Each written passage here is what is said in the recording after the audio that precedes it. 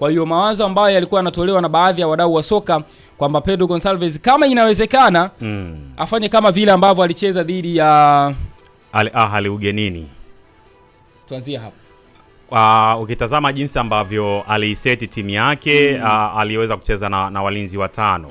Ni kitu ambacho pia mimi kilikuwa akilini mwangu kwamba natamani sana kuiona Yanga ikimheshimu Ahly kwa kujilinda zaidi, alafu akamshambulia kwenye counter attack. Japo pia inaweza kunufaisha kwa sababu Ahly ni timu ambayo ina wachezaji wa daraja la juu zaidi kuliko hata Yanga, hata kama kuna gap yani baina ya mchezaji na mchezaji unaokuta wamezidiana kwa kiasi fulani. Kwa hiyo nilipenda kitu ambacho kilifanyika, licha ya kwamba mwisho wa siku scoreboard haikuwa upande wa Yanga. Yanga alipoteza kwa mabao 2-0, lakini ukija kutazama general performance ya timu, licha ya kwamba ilipoteza, lakini ni timu ambayo ilikuwa imesetiwa vizuri na kocha, na hata mpango kazi wake ulikuwa unaonekana. Ukitazama ule mchezo unauona kabisa jinsi mwalimu alivyokuwa ameiseti timu yake.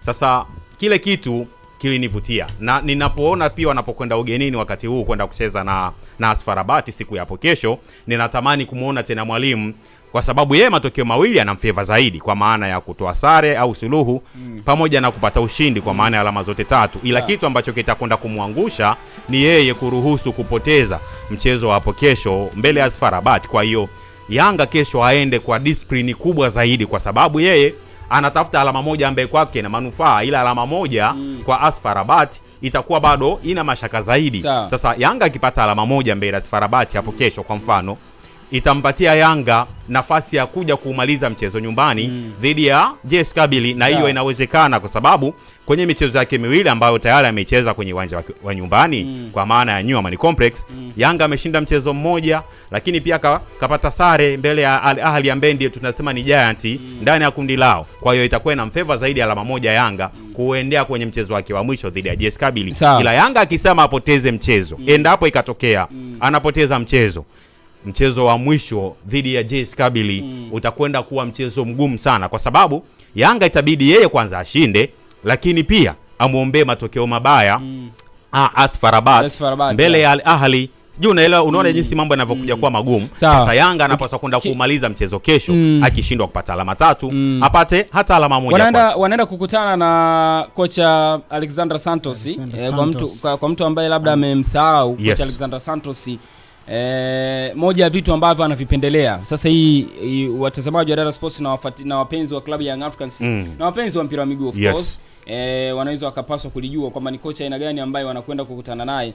Alexander Santos ni mwalimu ambaye kwanza anapenda sana clean sheets. Hapendi kuruhusu mabao, kuruhusu magoli. Ni mwalimu ambaye anapenda sana clean sheets, yani timu yake kuto kuruhusu magoli. Maana yake ni mwalimu ambaye kaitengeneza timu katika kitu ambacho anakifundisha zaidi katika uwanja wake wa mazoezi. Ni namna ambavyo timu yake inapaswa kujilinda sana, kuzuia makosa. Kwa hiyo kuna baadhi ya game ukimwangalia FAR Rabat, ukipitia kwenye baadhi ya data ukamwangalia FAR Rabat, ni timu ambayo kuna muda unakuta inacheza na timu ambayo imeiacha daraja, kwa maana ya ubora wa wale ni mdogo kuliko wa kwao. Lakini kuna muda unaona wote wanashuka chini. Sasa mpango kazi wake yeye mara nyingi wa kukushambulia ni kukushambulia kwenye defensive transition, kwa maana ya wakati ambao atakupola mpira hasa kuanzia katikati ya uwanja. Yaani yeye huwa ana tabia kuacha wachezaji zaidi ya 4 au katika eneo la juu. Tunaelewa vizuri, 5 wanakuwa wanalinda box. Yani wanakuwa vertical horizontal, wanakuwa very compact. Kwa hiyo watakupeleka zaidi katika maeneo ya pembeni ambayo ni zile touchline ambazo hazitokuwa na faida sana kwa upande wako. Mara nyingi utachezea mpira kwa upande ule. Sasa anaenda kukutana na Young Africans ambayo inahitaji matokeo ya draw au ushindi. Ila yeye naye pia anahitaji kupata zaidi ushindi kuliko sare, kwa sababu anajua kile ambacho kilitokea katika uwanja wa New Amani Complex. Sasa moja ya swali ambalo najiuliza, inawezekana nikawa ni moja ya game ambayo isiwe ya kuvutia sana kutokana na kwamba ukimwangalia Young Africans mpango kazi wake naye pia utakuwa wa kujilinda. Tunanielewa, asiruhusu goli. Wakati huo kimwangalia mwalimu professional tu, ni ngumu mwalimu kubadilika kimfumo. Yani ghafla tu abadilike kimfumo, amue kucheza soka la kuriski. Inawezekana kwa sababu kitu kingine kutoka kwa Alexander Santos ni tactical flexibility coach. Ni mwalimu ambaye anabadilika sana kimbinu uwanjani kulingana na mpinzani anaenda kucheza naye. Sasa ukiangalia anaenda kucheza na mpinzani ambaye ana structure nzuri pia ya ulinzi. So inawezekana ikawa ni game ambayo isiwe ya kuvutia sana, hasa wakati ambao Young Africans wataonesha uhitaji wao kutafuta goli na sio kukaa nyuma sana. Ndio hicho kitu kinawezekana kwa sababu wao idadi ya FAR wanakuwa wengi nyuma. Na maana Yanga wakihitaji mpira watakapoji stretch kwenda juu, tunatarajia FAR watakuwa wengi katika eneo lao. Je, wakiwa wengi tunafanyaje? Ndio ile unakuja kukutana kwamba tunatakiwa kina Alan Okello, Pacome Zouzoua ambao wana uwezo wa kutunza mpira walau hata sekunde kadhaa mguuni ili kutoa nafasi wakati wana attract wale mabeki wa FAR ili waweze kufanyaje kupanua na nafasi ziweze kuonekana kwa ajili ya Yanga kupitisha mipira. Tunatarajia kuona mpira unaweza kuwa endapo wote wataamua kucheza mpira wakaondoa hiyo blob kwa sababu wote watakuwa wanahitaji matokeo. FAR haiko safe wala Yanga haiko safe kwenye hiyo mechi. Kila mtu anahitaji matokeo. Mechi inaweza kuwa ngumu kutokana kwamba huyu atakuwa anahitaji kufungwa kwa sababu anajua akifungwa kuna ugumu wa kuyarudisha. Leo tulikuwa tunazungumza Yanga kwamba inabidi acheze na mabeki walau watano au na watu nyuma watano ambao ana uhakika naye wa ulinzi. In case wameondoka, in case labda Yanga wameenda mbele, kwa kumebaki wa defensive watatu au wanne kwa ajili ya kukava majukumu ya nini ya kiulinzi, kwa sababu tumezungumza FAR wata kusubiri kwenye transition, either mmeanzisha movement wa kupole mpira katikati labda mwa kiwanja, ana watu wanne mbele. Kwa hiyo FAR wanakimbia kwenda langoni kwako. Je, wakati wewe umeondoka, je watu wangapi nyuma watakuja kukusaidia? Kwa sababu wao wako wanne, kwa unatakiwa na uwe na defensive wanne walau ili waweze kufanyaje kubatu wawili, ndipo hapo mpira unaweza kuchezwa. Lakini pasina hivyo siamini kama tutaona vitu vingi sana uwanjani. Ule ufundi wa mchezaji mmoja itabaki, lakini kitakachokiona ni mpira wa hivyo kwa sababu wote wanahitaji matokeo. Sawa, yani ambacho kinaweza kikatokea ni kwamba ukimwangalia kocha Alexander Santos wa klabu ya FAR kwa mtu ambaye amepata nafasi ya kumfuatilia vizuri, ni mwalimu ambaye ni muumini sana kwenye 4-2-3-1 pamoja na 4-4-2. Unaelewa vizuri. Na 4-4-2 yake mara nyingi ni ile ambayo anakuwa ameitarget zaidi katika swala la kujilinda. Yaani ukimwona Alexander Santos ameingia kwenye mechi anacheza na 4-4-2, jua anataka sana kujilinda. Yaani ndio mfumo wake huo wa kujilinda. Ila tu timu itakapokuwa inakuja kushambulia itabadilika kimbinu. Kwa maana kwenye 4-4-2 ina maana anakuwa anacheza na wachezaji wawili katika eneo. Icheza double strikers au acheze na mshambuliaji mmoja tu. Inawezekana pamoja na nambari 10 moja. Ukiangalia nyuma kuna kuwa na wachezaji wanne, nyuma yake tena kuna kuwa na wachezaji wanne. Ukiangalia 4-4-2 yake inakuwa haitoi nafasi katika kupitisha mipira katika maeneo ya katikati. Itakuwa inakulazimisha sana ucheze zaidi pembeni kwenye zile touchline ambazo hazina madhara. That's why kuna siku nikamwambia hivi, space sio kila space uwanjani unaweza ukaiziba. Space zingine unaachana nazo. Lakini kuna zile space ambazo lazima tutaziziba. Mfano katika eneo la midfield pale unazungumzia eneo la katikati ya uwanja. Sio eneo ambalo coach Alexander Santos anaweza akaruhusu Young Africans walitawale. Kwa nini? Kwa sababu pale kuna wachezaji wawili ambao anawaamini ni wachezaji hatari sana ambao wamekuwa wakichukua sana Yanga kutoka chini kuipeleka juu, kwa maana ya Piodo Pacome Zouzoua na Max pamoja na Max Nzengeli mpia. Sasa ukishamuona amekuja tukimuona ameingia na huo mfumo, ninajua tu kutakuwa na ugumu wa wachezaji wa Young Africans kutengeneza mashambulizi yao pembeni. Na akikupeleka kule kwenye touchline nao pia ni changamoto kwa wewe kuweza kufunga. Sasa ukiangalia katikati, manake kunakuwa hakuna distance kubwa kati ya line moja ya ulinzi pamoja na line ya viungo. Ina maana viungo ambao ina maana 4-4-2 wanne.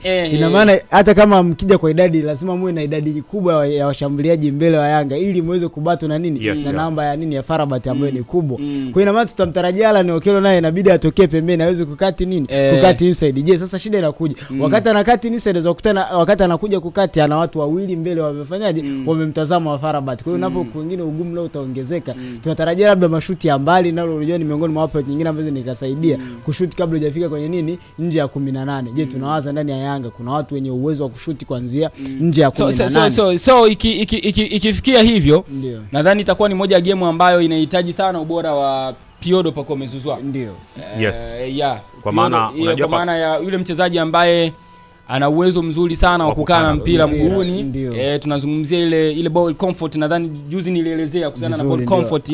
Lakini pia tunazungumzia mchezaji kama Alan Okello pamoja na Alan Okello, Piodo Pacome Zouzoua ni moja wa wachezaji ambao wana huo uwezo kwamba akishakuwa na mpira atabeba concentration yenu, mtamfuata, ataweka pressure kwa wapinzani, wakati wengine wanakuwa wanazitafuta space. Inawezekana ikawa ni game ya hivyo. Sasa changamoto nyingine ni kwamba wanaweza wakaruhusu FAR kitu kama hicho kwa mchezaji ambaye ni mchezaji hatari kama Piodo Pacome Zouzoua, au inawezekana akawa ni mchezaji ambaye anakuja kuombea mipira katikati lakini progress yake ya kuitoa mipira katikati kuileta paka huku chini ikawa ni moja ya kitu ambacho ni changamoto sana. Wanaweza wakajaribu kumpin, lakini kuna wale players ambao tunasema kama yuko kwenye siku yake nzuri, yani ana siku nzuri ofisini, ni unstoppable players. Yani huwezi kuwazuia, hawazuiliki kwa sababu ni more intelligent, lakini wana skills. Kwa hiyo no matter mtakwenda watu wangapi, lakini kama ana skills ya kuwabit, ana hiyo intelligent, ana confidence, anaweza akawabiti kirahisi zaidi na akaondoka zake.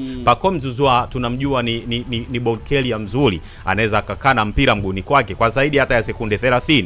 Hicho ni kitu ambacho kitawa attract wachezaji wa timu pinzani, either ni wabema beki au viungo kwenda kwa Pacome. Sasa kitendo cha wao kwenda kwa Pacome kwenda kumzuia inatoa space kwa wachezaji wengine kama Alan Okello, Maxim Pianzengeli, kama amecheza na Depo au Dube, kufanya movement ambazo zitakwenda kuwa hatarishi zaidi kwa upande wa pili. Lakini ukiachana na Pacome Zouzoua, kuna mtu pia kama Alan Okello, naye ni ball carrier mzuri, anaweza kukana mpira, lakini pia yuko na skills, lakini anafanya yoyote kwa kuzingatia pia wachezaji ambao anacheza nao, kwamba akielewa kwamba mimi nikiwa na mpira eneo hili Dube natarajia au ameshajiposition mahali fulani. Kwa hiyo mpaka hapo maana yake inatakiwa kuwa ni game ya timu, ni timu nzima. Yes, kwa sababu lengo lenu kwanza ni kupata matokeo. Sasa matokeo hayawezi kuja kama hamna muunganiko mzuri as players nyewe kama wachezaji ndani ya pitch. Sasa mnapaswa kuwa na muunganiko mzuri, sio kwamba okay Pacome ni talented player, Maxi Dube au Depu Okello. Sasa kuachana na nyenyewe kuwa talented, mnapaswa kuwa na muunganiko kati yenu, kitu ambacho sasa kitaenda accomplish kile kitu ambacho mmekiweza kukipanga kulingana na mchezo wenu kwa maana ya malengo. Kwa hiyo wanapokwenda kukutana na timu ambayo pia ina discipline nzuri ya kiulinzi, wanahitaji wachezaji wa aina hiyo ya kina Pacome na kina Alan Okello ili kuweza kuifungua huko ya unlock defensive line ya upande wa AS FAR Rabat. Kwa hiyo Yanga kazi yao inaweza kuwa nyepesi kwa sababu wana watu wa aina hiyo. Tumemtaja Pacome, tumemtaja Okello. Unajua kwa timu kama FAR Rabat ambayo imetengenezwa defensive sana. Timu ambayo mwalimu wake anaamini sana katika swala la kujilinda. Anataka sana clean sheets. Yaani timu isiruhusu sana magoli. That's why ukifuatilia FAR Rabat na alikuwa criticized sana Alexander Santos. Toka ametua kwenye kikosi cha FAR Rabat, watu wamekuwa criticized kwamba ni timu ambayo inacheza kwa kujilinda sana, yani hata akikutana na mpinzani wa aina gani mwalimu ambaye sasa ndivyo ambapo mwalimu anahitaji. Yaani ndio philosophy ya mwalimu. Discipline yake. Kama Jose Mourinho alivyokuwa na Chelsea. Yaani ana kikosi kizuri lakini bado anajilinda sana. Sasa naamini ambavyo mimi najua kwa sababu tumeelezea vizuri kwamba mwalimu atakuwa tactically ataingia game. Ukiweka kwenye game interest, mwalimu anahitaji zaidi ushindi. Ana option moja. Ukienda kwenye game interest ya mwalimu Pedro Gonçalves ana option mbili, kushinda au kupata sare. Maana yake vyovyote vile itakavyokuwa, sidhani kama Alexander atabaki kwenye mfumo wake wa kujilinda zaidi na kusubiri counter attack. Kama atajilinda zaidi, basi ambacho mimi na shauri kwa Young Africans ni wafanye attempts nyingi sana wamshambulie sana golini kwake. Wakimfanyia attempts nyingi sana golini kwake, wakati wao wametengeneza structure nzuri ya kujilinda. Ndio maana hapa nikakuuliza swali kwamba inahitajika kwa Young Africans kucheza na wachezaji watano nyuma. Na maana kuwepo pia kwa maana ile switching ya timu wakati ambayo inatoka kujilinda kwenda kushambulia, uwepo umakini wa nani ambaye anapanda na rest defense iwe wachezaji wanne. Wachezaji wanne kwa maana ya na kiungo mmoja na drop. Kwa maana ya kwa sababu hawa jamani ni hatari sana kwenye counter attack. Yaani ni hatari sana FAR Rabat kwenye counter attack. Jesse Kabila alifungwa hivi goli moja kwenye counter attack. Sasa kitu gani ambacho nimekiwaza kwamba inawezekana akaanza na Israel Patrick Mwenda pamoja na Shadrack Isakaboka au Mohamed Hussein katikati, akacheza na beki nani wachezaji watatu kwa maana Baka Diobu pamoja na Mwamnyeto. Mwenda pamoja na Shadrack Isakaboka au Mohamed. Inawezekana kupanda kwa mmoja kunategemea mwingine yupo maeneo gani. Unanielewa? Kwa maana ya yani hapa kumbuka wewe mwalimu una option mbili. Unanielewa? Wakati unaenda kushambulia, hiyo ni part of the game, kwamba ni sehemu, ni phase nyingine kwenye mchezo, kwa maana offensive kushambulie. Yani lazima mkiwa na mpira muoneshe FAR Rabat nini ambacho mnahitaji.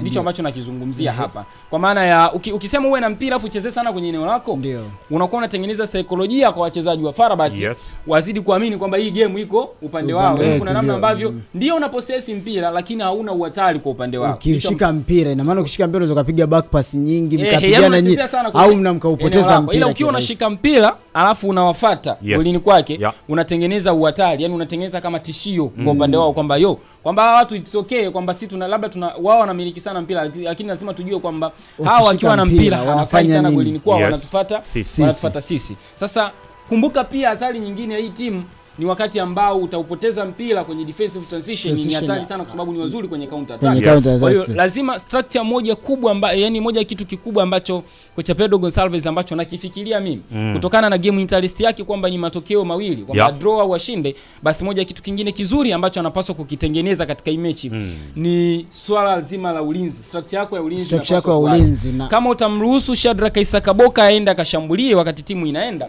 basi hakikisha rest defense yako inakuwa na wachezaji wanne. Kwa maana ya watatu ambao wanakuwa nyuma kabisa, center backs wale kwa maana Mwamnyeto Baka pamoja na Jobu wanakuwa nyuma kabisa. Mmoja anakuwa amesogea pembeni kwa maana ameenda kukava kwenye kati ya uwanja, yani anakuwa anacheza kama wings back, unaelewa? Alafu Damaro Kamara unaweza ukamruhusu acheze pembeni, awe pembeni au awe ashuke. Ina maana yeye aende kukava kwenye namba ya beki aliyefanyaje, aliyepanda juu asogee, au beki mmoja kwenye hao katikati ya stretch, yeye arudi wapi? Arudi katikati pale, inaweza kusaidia sana. Maana unakuwa na unawapa ugumu, tunasema muda mwingine unawapa ugumu hata kama awe ni Hamed Irmati au nani, sababu Hamed Irmati ndo mtengenezaji mkubwa wa mashambulizi ya Farabat. Na ule mchezo wa kwanza hakuwepo. Alikuwepo mchezo wa Zanzibar, alikuwepo, alifichwa kaka, alikuwepo, asema alikuwa miguuni mwa watu. Sasa unakuwa unawapa ugumu wapinzani kwamba hata wakinyanyua macho waangalie hivi, hawaoni space ziko sehemu gani. Ndio maana huwa tunasema kwenye defensive transition, kwa maana wakati ambao counter attack, ili counter attack yenu iweze kufanikiwa, huwa inategemea vitu viwili vya msingi sana. Jambo la kwanza, mchezaji ambaye anaupata mpira kwenye counter attack anapaswa kujua niko under pressure, au la pili sipo under pressure.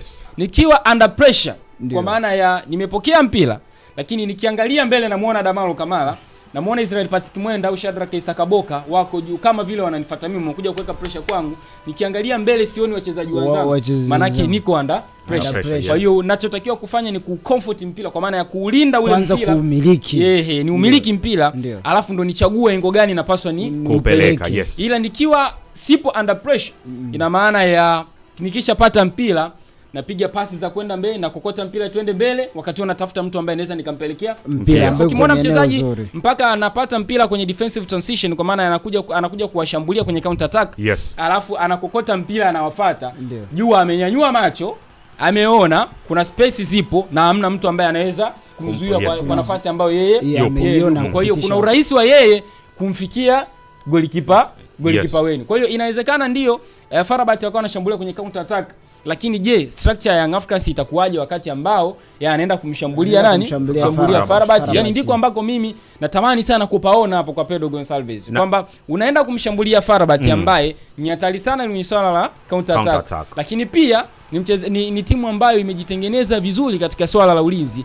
Je, ukiporwa mpira kwa wakati ule utafanya nini? Kwa maana structure yako ya ulinzi sasa, ukiweka structure nzuri ya ulinzi, hapo ndiko ambako utazidi kumpa game ngumu sana Alexander. Na hapo tumetoa maoni kwamba kwenye mchezo wa kesho dhidi ya Farabat akatumie defenders watano, kwa maana ya center back watatu pamoja na wale mabeki wa pembeni, kwa maana left back pamoja na right back kama kawaida.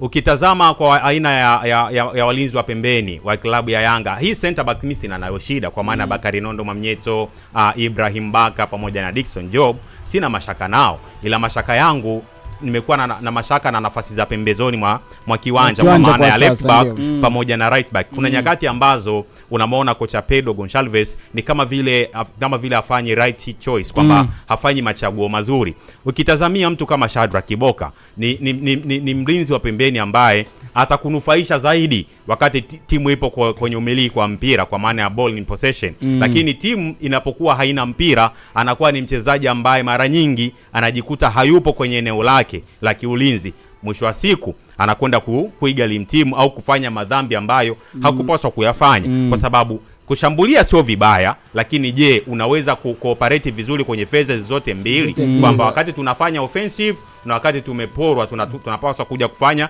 defensive. Sasa huyo mchezaji kwa hiyo kariba hiyo kwa Shadrack Boka ni mchezaji ambaye hawezi kufanya hivyo, na hawezi kufanya hivyo kwa sababu hajajaliwa wepesi. Kuna mchezaji ambaye ataenda kushambulia, lakini once wanapoteza mpira sharp anarudi kwenye eneo lake kuja kulikava. Kwa Shadrack Boka imekuwa tofauti, na mara nyingi tumeshuhudia baadhi ya scenarios zikitokea anapata kadi za njano kutokana na foul kwamba alikuwa out of possession, mshambuliaji kapora mpira akafika haraka kwenye zone ya kwao, anafanya madhambi. Kwa hiyo anapaswa kuangalia, je, kati ya Mohamed Hussein Zimbwe Junior ambaye pia ana experience, unajua Zimbwe angekuwa ni mchezaji ambaye tu wadau wetu ambao wanatufuatilia kwa namna ambavyo tumeelezea ni nani ambaye wanamuona anafaa aanze kati ya Zimbwe pamoja na Shadrack Isaka Boka. Sasa ukitazamia Zimbwe ni mtu ambaye ana experience pia, akiwa upande wa pili kwa maana ya Simba ni miongoni mwa wachezaji ambao walikuwa ni wachezaji wanaotumika sana kwenye michezo ya kimataifa, ana uzoefu wa kutosha, sina mashaka naye kwenye eneo hilo. Ninatamani kocha Pedro Gonçalves aanze na Mohamed Hussein Zimbwe Junior. Ule upande mwingine okay fine, Israel Mwenda mimi sina naye shida. Wakati timu inashambulia ana operate vizuri na hata wakati timu inashambuliwa pia ana operate vizuri kwenye phases zote mbili na ana nishati pia na ana nidhamu ya kiulinzi.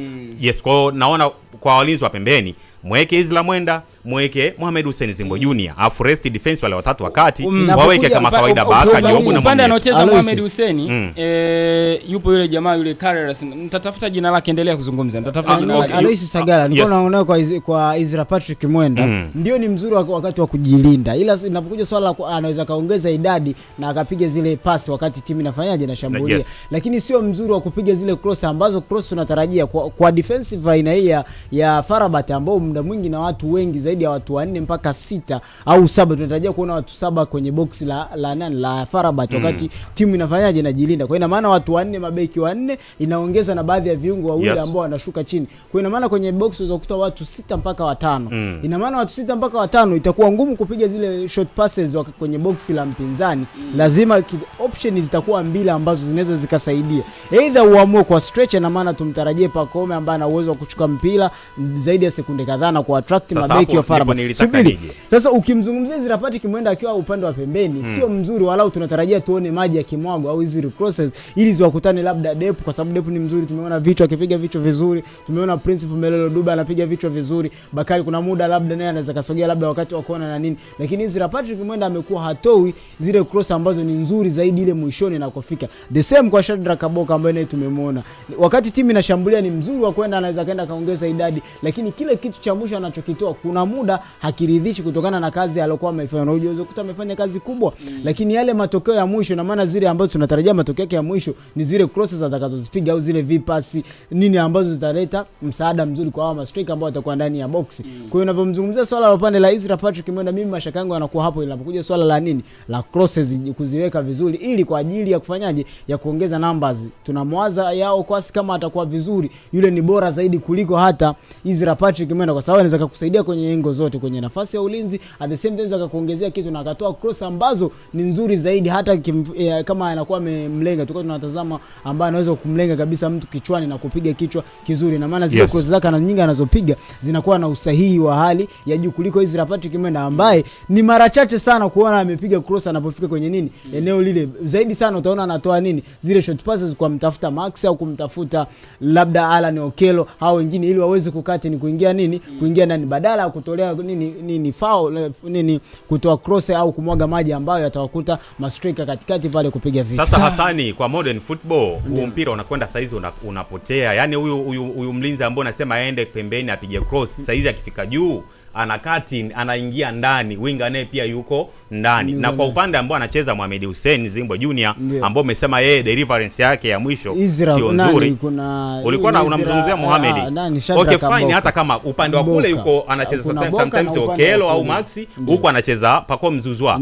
Beki akishafanikisha kufikisha mpira kwenye zoni ya mpinzani kwa 75% na kuendelea, anaweza akauacha kwa winga asilia ambaye yuko pembeni. Yule yeye ana uwezo, anaweza akakati au hata akapiga hizo cross ambazo unazihitaji wewe, lakini mpaka una opt kupiga cross, ina maana ushamsoma mpinzani wako sio mzuri kwa mipira ya juu. Sasa kwa kariba ya vilabu kutoka Afrika ya Kaskazini, kwa maana ya ukanda wa UNAF, wingi wao wamekuwa na ubora mzuri sana kwenye mipira ya juu. Sasa option ya kupiga cross itakuwa ni option ambayo wewe haitakulipa zaidi ya kufanya kama betting kwamba ninapiga, lakini outcome ya sisi kupata bao kupitia mipira ya cross possibility yake ni ndogo sana, kwa sababu hawa wapinzani ambao tunacheza nao kariba yao wana umahiri mkubwa sana wa kucheza mipira ya juu, kwa maana ya aerial balls, kwamba option ya cross kwa Yanga inaweza isiwe productive kwao, lakini angekuwa anacheza na Rivers kutoka Nigeria, naweza nikakubali kwa option hiyo. Target yangu Alois Sagala iko hivi kwamba wakati Pacome yupo pale amesogea, amewavuta baadhi ya wachezaji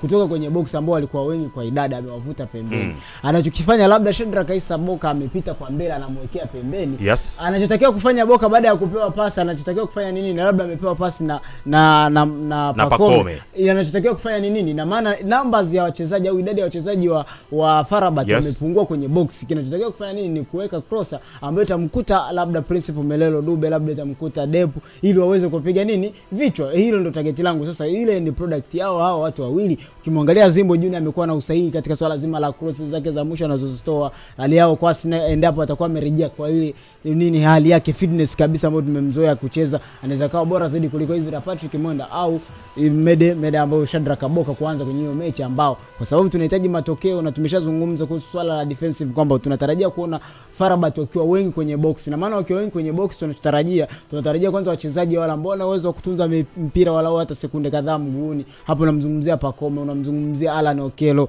unamzungumzia Max Pianzengeli. Ina maana wale watakapochukua mpira wakawatamanisha mabeki wa Farabat kupungua kwenye ile box, wanapopungua kuwafuata, ina maana tunatarajia hawa mabeki wawili tayari wameongeza nini? Wameongeza namba mbele. Ina maana wanapoongeza, ina maana Alan Okello anapopata nafasi tu ni kumwekea Ezra Patrick Mwenda. Je, anapomwekea Ezra Patrick Mwenda, matarajio ya kumwekea labda yuko kwenye nafasi nzuri, anatarajia wala waweke cross au waweke vipas ambazo zinaweza kukuta hawa watu wawili na kupiga nini? Vichwa au kupiga mashuti au kusaidia hata kurudisha nyuma kwa nambari 10 ambaye labda atakuwa amejiposition katika nafasi nzuri ya kufanyaje? Ya kushuta akiwa analitazama lango. Je, endapo anakuja kumpa Ezra Patrick Mwenda, badala atoe cross ambayo tulitarajia, naye arudishe tena pasi, airudishe nyuma. Je, hapo unaona kuna kitu tunakuwa tunakitengeneza? Yani mpira siku hizi kwa ambavyo nimewasikiliza wanaopti sana kupiga vipas kuliko cross.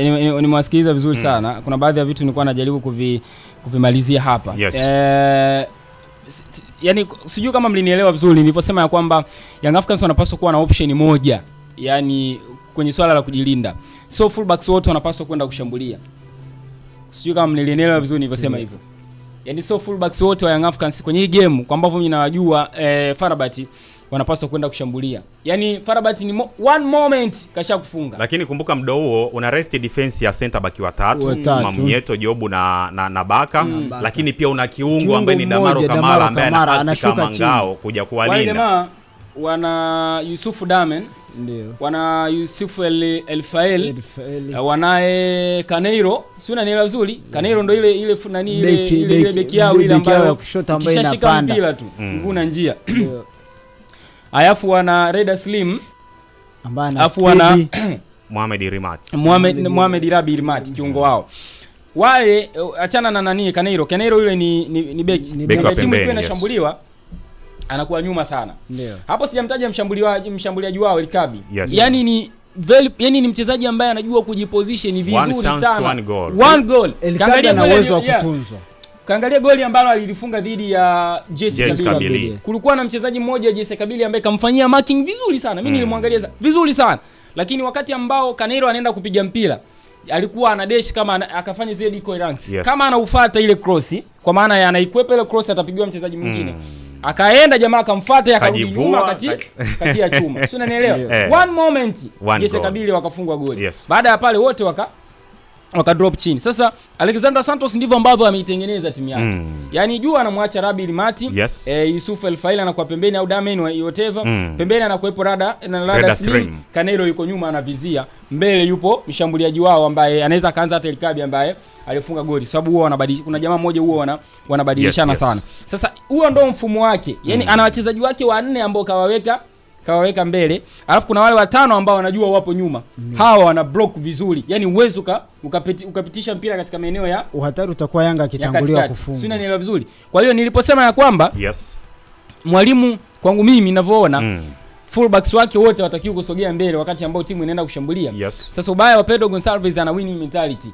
Sio, unanielewa? Yaani mwalimu ambaye kama ana winning anatamani kushinda sana kila mchezo. Ni ngumu sana kumbadilisha, kumtoa kwamba timu inapaswa kukaa nyuma sana. Ndio maana nikasema wakati ambao Yanga anaenda kushambulia akiwa na wachezaji watatu kama rest defense, kuna kuwa na mchezaji huyu mmoja ambaye mwalimu ita depends na namna ambavyo anaiangalia game kwamba ni wapi ambako anatengeneza zaidi mashambulizi. Lakini mashambulizi mengi ya FAR yanatengenezwa kushoto pamoja na kulia. Anaweza akacheza Reda Slim au Yusuf El-Fail, lakini game iliyopita Yusuf El-Fail alianzia bench na kumbuka. Dame ndiye ambaye alianza kwenye ile mechi. Sasa anaweza akamtumia huyo naye pia. Juu yake yupo Rabi Irmati. Irmati yeye ni yani baada ya mpira kufika kwake ni mtu ambaye anaweza akaswitch play vizuri sana. Yaani kuna mchezaji ambaye anaweza akakimbia El-Fail akakimbia kule ukamsikia labda El-Fail amekimbilia kulia afu pasi inapelekwa kushoto alipo Reda Slim. Tunaelewa vizuri. Kwa hiyo ndio maana akasema hivi kama inawezekana kwa mwalimu kucheza na wachezaji wanne nyuma kwa maana ya wachezaji watatu center backs, fullback mmoja anakuwa hajasogea zaidi mbele kwa maana yani kuna kuwa na distance ambayo yeye kaiacha kati yake pamoja na center backs. Anakuwa katikati ya eneo la uwanja. Tunaelewa vizuri. Wakati huo tunamzungumzia Damaro Kamara, position yake itakuwa ina depend na namna ambavyo timu imeenda kushambulia ili aiweke timu katika balance nzuri. Akikaa kulia au akikaa kushoto inakuwa ndiko ambako anaona yeye nikistand hapa hawa watu paka waje wanyanyue macho wazione nafasi ngumu, wenzetu watakuwa tayari wamesharudi na wamekava ile position. Kwa nikistand maybe katikati ya kulia itadepend na namna ambavyo nitaiweka timu yangu katika balance nzuri. Yani sababu ya mimi kusema hivyo ni kwamba kuepuka counter attacks za FAR, yani inakuaga moja tu wameshafika golini kwako ndio uhatari, na wakisha kufunga unashuka wote chini kwa sababu matokeo yanakuwa kwa upande wao. Ndio maana nikasema kwamba ugumu utakapoanza yani ndivyo ambavyo mimi nawaza, kwa sababu nimezungumza haya sio kwa sababu Yanga anapaswa kujilinda sana. Ni kwa sababu pia ya game interest ya Pedro Gonçalves ikoje ni mbili, yani kushinda au kufanyaje kushinda, yani ile scoreboard inavyokuwa pale 0-0 inavyoanza inamfavor yeye hata ikibaki vile mpaka dakika za mwisho, wakati anayecheza naye yeye anahitaji matokeo ya ushindi, wala yeye hahitaji sare. Akipata sare ndio, lakini sio malengo. Ni sawa hayo yote tunazungumza, lakini at the end of the day mtu mwingine anaweza akasema kwa hiyo Yanga atakiwa kutafuta ushindi. No, anatakiwa kutafuta ushindi lakini akiwa na hilo ndio lengo kuu. Akiwa ametengeneza structure nzuri sana ya ulinzi. Kwa nini nimeshauri hivyo kwamba sawa awe na idadi nzuri sana ya wachezaji katika swala la kujilinda, kwa sababu ukiangalia hapo ni kama Yanga anakuwa na wachezaji watano katika swala la ulinzi, lakini kunakuwa na mchezaji mmoja ambaye wapo juu kwamba hata kama mipira itapigwa itarudi bado inaweza ikachukuliwa ikarudishwa tena. Kwa hiyo lengo ni kwamba uwe threat kwa mpinzani, kwa maana ya wakati ambao anakuwa na mpira, wakati unakuwa na mpira unamfuata golini kwake unamuonyesha uhatari wa wewe kuwa na mpira. Lakini wakati huo una structure yako nzuri tu ya kujilinda endapo utanyang'anya mpira kwenye nini. That's all I'm talking. Sasa kitu kingine ambacho kitakuwa kigumu ni Yanga kuruhusu kufungwa kabla yeye na maana FAR atakapomtangulia kupata goli kutakuwa kuna ugumu wa Yanga hii kurudisha ile bao, kwa sababu natarajia idadi kubwa yote itaongezeka nyuma. Ina maana watakachokifanya watakujua wamemaliza mchezo ni kuweka vitasa nyuma ambavyo kuhakikisha unlock itakuwa ni kazi ngumu. Kwa kipengele nacho Yanga ni kuhakikisha zile dakika 15, kumbuka zile dakika 15 za mwanzo FAR watakuwa more aggressive kuhakikisha wanatafuta. Ina maana watakuwa na push kuyatafuta matokeo. Hapa ndipo kazi ya Damaro Kamara itakuwa kubwa zaidi kwenye mchezo kwenye zile dakika 15 za mwanzo, kwa sababu unazungumzia wakina Reda Slim, El-Fail wote watakuwa wamechangamka wakiwa wanahitaji matokeo, ili wakishapata matokeo mapema inawapunguzia pressure. Wakishapata goli mapema wao wanapunguza pressure na wanarudi nyuma ambako nyuma wanajiamini zaidi kwamba wanaweza kutengeneza block ambayo kuunlock na kwa nini ngumu zaidi. Kwa ina maana kazi kubwa itakuwa ni pale Yanga atakapotanguliwa goli. Kwa hiyo Yanga inabidi ajilinde zaidi kuliko hata unaweza kusema leo tunamzungumza mwalimu Santos, yeye mfumo wake ni wa kujilinda zaidi. Lakini endapo Yanga watafungwa goli dakika za mwanzoni itakuwa ngumu kurudisha. Lakini Yanga wao wakifunga goli sasa inaweza ikadepend, wanaweza kurudisha FAR, lakini at the same time Yanga ukiongeza ulinzi nalo goli linaweza lifanyeje lisirudi. Kwa mchezo nao utakuwa kwenye aina hiyo. Sawa.